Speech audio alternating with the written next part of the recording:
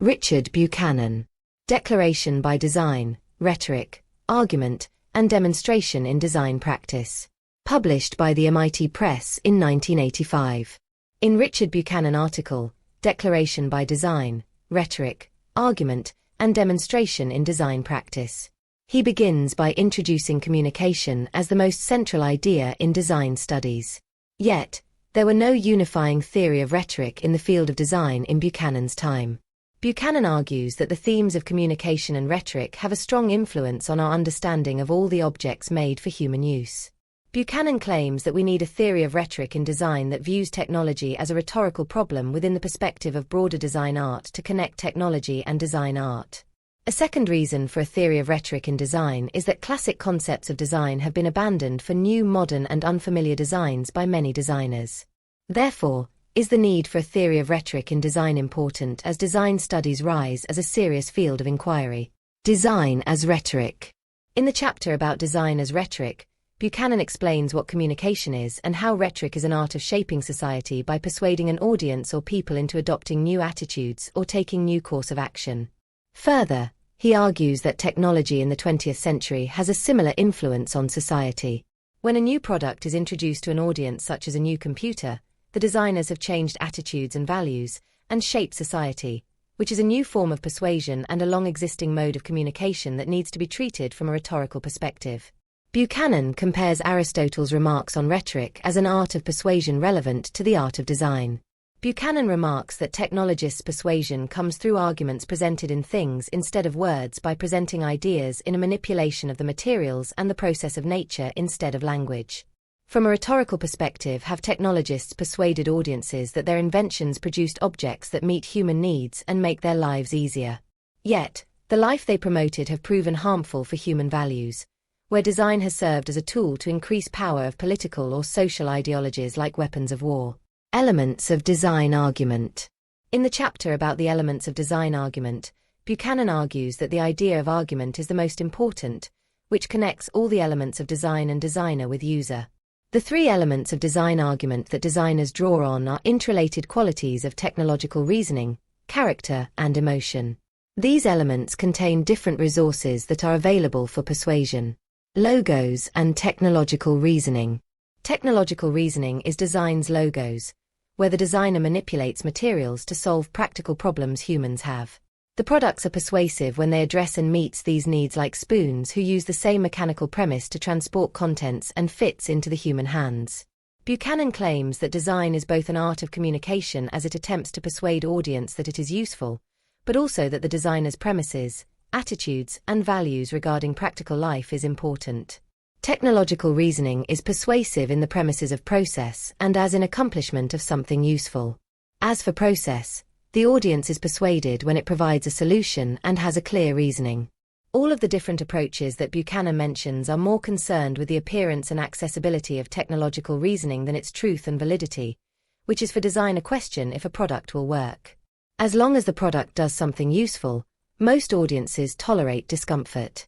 If practicality is the truth of design reasoning, it may be concealed like politicians cover rational arguments with pleasant phrases and a forceful personality. Other elements of a design argument can conceal poor reasoning or complement good reasoning and enhance the persuasiveness of a product. Ethos and character. Character and ethos is the second element. Products inhabit character by reflecting their designers, and therefore is a part of the art of design to control the character to persuade the users that the product is important for their lives. However, designers often represent themselves in products as they wish to be and not how they are, with personal qualities they think will give users confidence, even if the technological reason is not sound. For example, a designer label, which involves qualities of character that are persuasive as effective communication, like good sense, apparent virtue, and goodwill toward the audience. Character is subtle as persuasion but very important for design. The problem of character or ethos in design is the most prominent in the postmodern environment.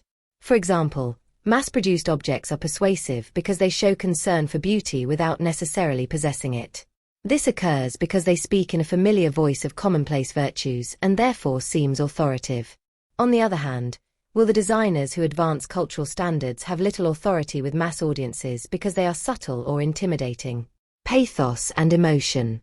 Emotion and pathos is the third element of design argument and is a mode of persuasive communication that serves a broader argument. Design persuades users into a mindset that the product is emotionally desirable and valuable in their lives. Additionally, design provides us with a fulfilling experience that can remind of fine art, although the objective is practical or mundane. Emotional persuasion comes from physical contact or contemplation before, during, or after use. Feeling comes from the experience of movement, whether gestures while using objects or through visual attention across lines, colors, or patterns. For example, a curved wrench has emotional appeal by being visually satisfying and physically while we hold it in our hands.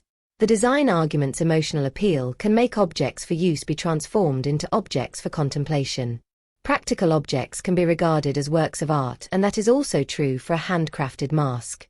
Some designers use emotion in a superficial way by trying to excite passions of potential customers with trivial gimmicks in the form of marketing messages.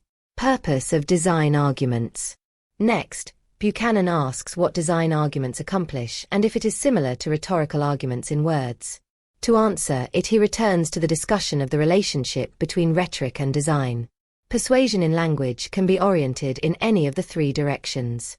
The present is like a variety of social ceremonies where we are persuaded to consider something valuable or not, which is known as epideictic or demonstrative rhetoric. This is the most complex of the three directions as it grows out of material from the past while looking for possibilities in the future, as it is mostly concerned with attitudes of the present. Design arguments and rhetoric of things are mostly similar to demonstrative rhetoric.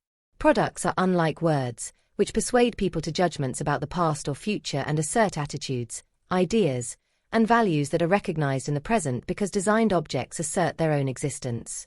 In this perspective are design products sharing the rhetorical status that fine art has. However, as objects in the culture of Buchanan's time declare itself as work of fine art, designed objects declare that it is fit for use.